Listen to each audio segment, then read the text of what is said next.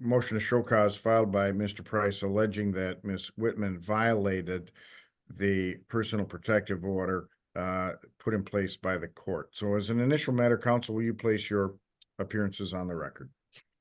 Thank you, Your Honor. Lauren McNabb, APA Kent County, on behalf of the petitioner, Mr. Marcel Price. Very good. Katie Johnson, on behalf of the respondent, Kellen Whitman, who's here sitting with me on Zoom. Very good. Thank you, Ms. Johnson. And with that, Ms. McNabb. Thank you, Your Honor. I'd like to call Mr. Price. Very well. Mr. Price, you're going to have to unmute and I'll have you raise your right hand. Do you solemnly swear or affirm that your testimony today will be the truth and nothing but the truth? Yes. You may proceed, Ms. McNabb. Thank you. Mr. Price, could you please state your full name? My name is Marcel Price. Thank you. And you are the petitioner in this matter? I am. Okay.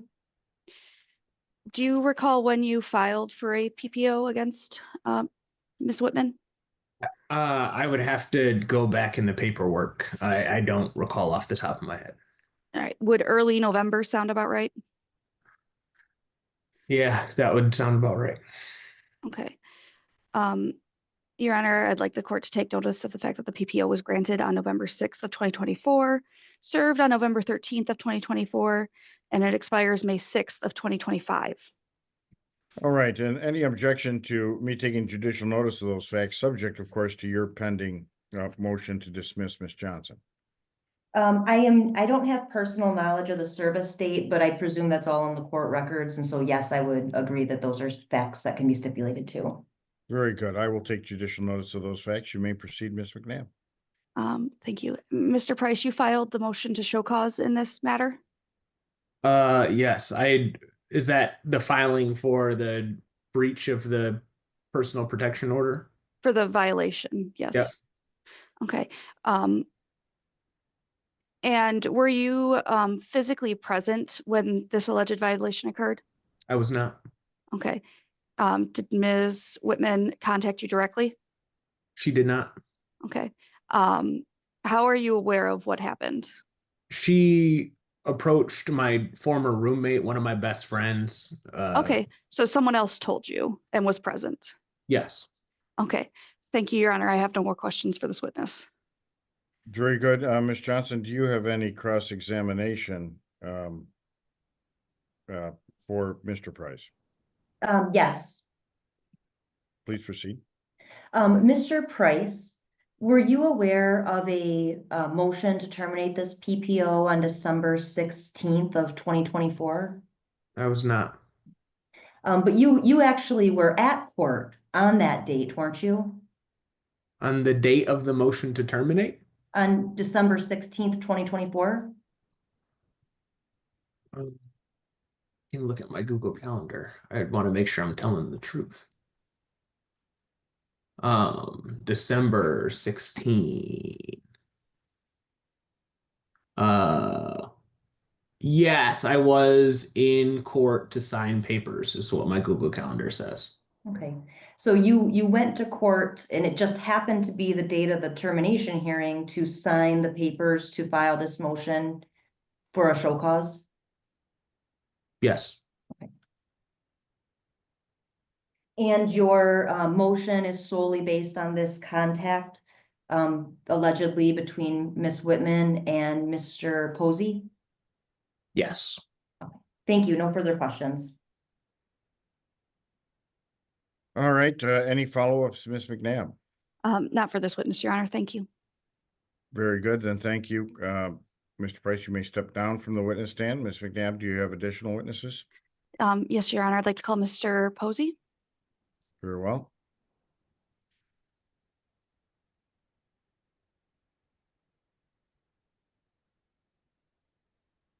Mr. Posey, I'm Judge Rossi. If you would please raise your right hand. Oh, And you're going to have to unmute, Mr. Posey. I'm sorry, I should have mentioned that first. Do you solemnly swear or affirm that your testimony today will be the truth and nothing but the truth? I can't hear you, Mr. Posey. Yes. Thank you. Perfect. You can lower your hand now, Ms. McNabb. You may proceed. Thank you. Mr. Posey, could you please state your full name? Martel Thomas Posey. Thank you. And Mr. Posey, we are interested in an event that occurred the week of the December 16th. Do you recall that week? I do. Okay. And did you have any interactions with Ms. Whitman I did. during that week? Mhm. All right. Can you describe what happened? We work, or I work for an organization called AYA Youth Collective. It was in our drop-in building. She pulled me to the side to ask me some questions about Mr. Price. Okay. What sort of questions do you recall? She was just trying to figure out if I knew how to make contact with him or if knew where he lived at. Okay. And how do you know Mr. Price and Ms. Whitman? Mr. Price, I know him from he used to run a community poetry event and we became friends. And when his wife passed away, I moved in and we became roommates for a few years. So we lived together for about 2 years also. And then Miss Whitman, the organization that I work for currently, we both used to be community partners in the community space there. And now I work for that organization. Okay. And did you tell Mr. Price anything about this conversation? I did. Oh, what did you tell him or what did you relay to him? I just reached out to let him know that she had made contact with me. There was a point in time where I just let Mr. Price know that I was kind of just over being in contact about what was going on with this. And so I kind of wanted to be left out of it. And so I reached out to know that. And did Ms. Whitman ever ask you to contact Mr. Price? No. Okay. Thank you. I have no further questions. Any cross-examination questions, Ms. Johnson? Yes.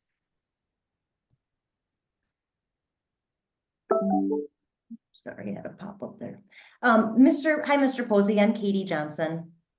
Hello.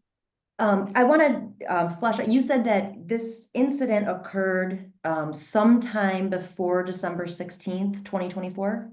Correct. And you work at AYA. Mhm. Why was Miss Whitman also at your place of employment? So Ms. Whitman actually works in my old position at an organization called Health Net of West Michigan.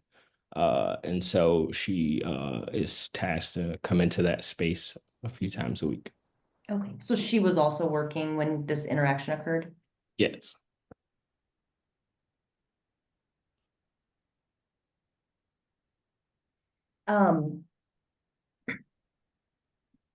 Mr. Price has stated that you cautioned Mr. Price to be careful. Do you remember saying that? Probably something along those lines. What did you mean?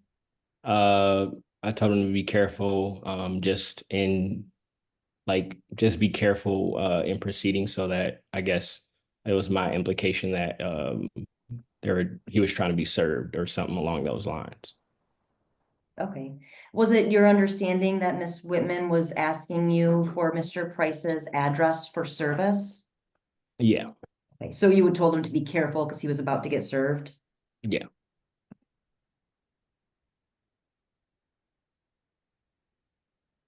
He stated that you expressed concern that Miss Whitman seemed angry. Do you believe Miss Whitman seemed angry on that date when you talked to her?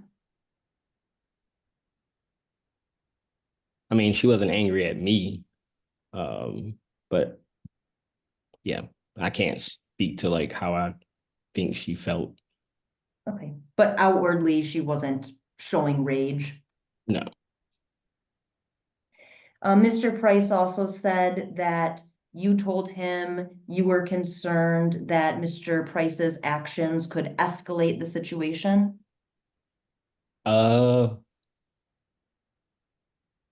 From the understanding that was given to me, What did you mean by that then? um,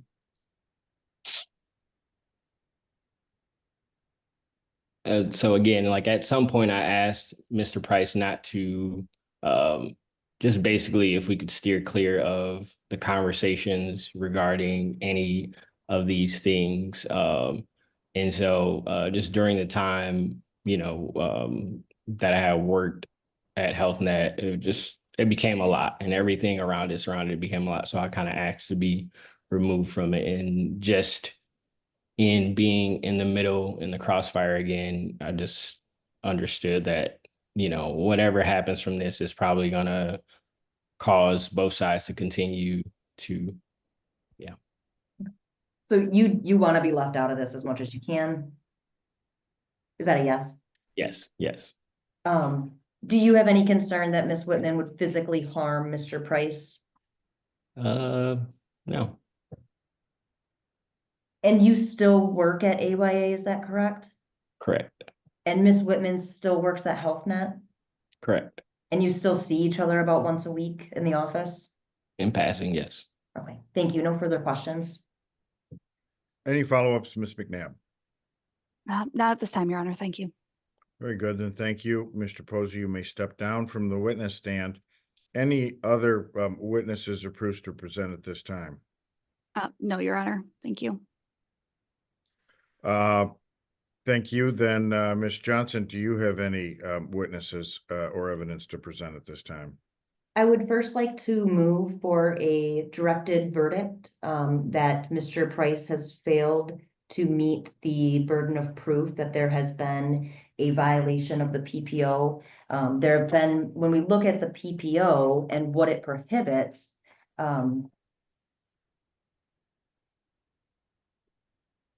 it would prohibit stalking, which is, and these are the boxes checked in the PPO, following or appearing within the sight of the petitioner. There's been no facts to justify that allegation. Appearing at the workplace or residence of the petitioner, again, no facts or allegations that has occurred. Approaching or confronting the petitioner in a public place or on private property, no facts or allegations that that's occurred. No, I think the only place this could possibly fit would be other communications to the petitioner. In that, if the conversation that your client had with Mr. Posey was intended, or she knew it was certain to be communicated to Mr. Price, then it would be prohibited. But you're saying they haven't met that either. No, the testimony was here from Mr. Posey that Miss Whitman asked him where Mr. Price was residing so that she could serve him. Again, we have a pending motion to terminate, which we believe the motion was improperly denied because Miss Whitman was not given the resources to serve Mr. Price. So she was asking third parties how to serve him. And there was no testimony from Mr. Posey. I think he had actually affirmatively stated that Miss Whitman hadn't asked him to relay any messages to Mr. Price. Okay, very good. Ms. McNabb, any response? Your Honor, due to the parties' relationship and the relationship between Mr. Price and Mr. Posey, it would be reasonable for Ms. Whitman to assume that any conversation she had with Mr. Posey would get passed on to Mr. Price, especially considering that the conversation, apologies, the conversation pertained to Mr. Price. And so I would say the directed verdict is not appropriate at this time. All right. Well, the standard here to prove a violation of a personal protective order is beyond a reasonable doubt. And that is because a respondent like Ms. Whitman does face the possibility of a jail confinement if she's found in violation of the protective order. And in this instance, I cannot find that these communications were intended to be directed at Mr. Price beyond a reasonable doubt. On one hand, as Ms. McNabb stated, there is the known close relationship, in fact, a roommate relationship, a close, mutually supportive relationship that's known between the two men. But on the other hand, I also heard the testimony today of Mr. Posey that his preference would be, as he stated to Mr. Price, to not be in the middle of this situation, that he doesn't view himself as a go-between or a formal line of communication between the two. Further, I also heard the testimony from Mr. Posey that his recollection of the conversation with Miss Whitman was that she was trying to find out information about Mr. Price for the purposes of serving him with legal process, not to further harass him, not to post it on the internet, for example, not to engage in any other prohibited activity, nor did she directly tell Mr. Posey, "You tell Mr. Price I'm coming after him," which would be a violation.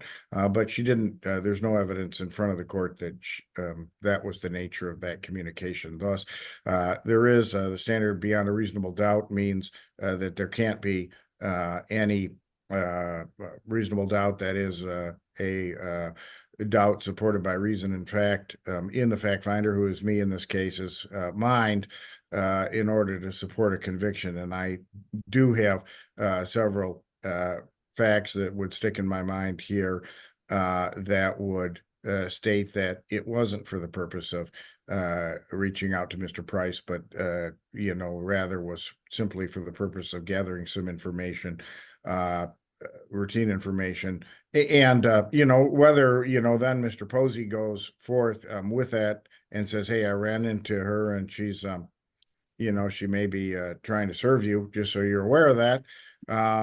That might be done as a courtesy, but that's not done at the direction of Miss Whitman in that case. It is done because of the friendship and because Mr. Posey legitimately feels that he ought to communicate that information to Mr. Price, but not because in fact, I guess from Miss Whitman's perspective, if the purposes service the process, then perhaps she wouldn't want that communicated to Mr. Price so that the process server could catch him unawares, as it was, and achieve service more easily. So based on all those facts, both inferences and direct facts testified to in evidence, I do find there's reasonable doubt here. Cannot find that there is a violation of the protective order at this time. So this allegation will be dismissed. Thank you. Who will Thank you, Your Honor. have the order, Your Honor? I believe I generate the order. Is that right, Lisa? That's correct. All right. Thank you, counsel, for again, your civility and patience in bringing this before the court. And with that, we are concluded for the day. Thank you. Thank you, Your Honor.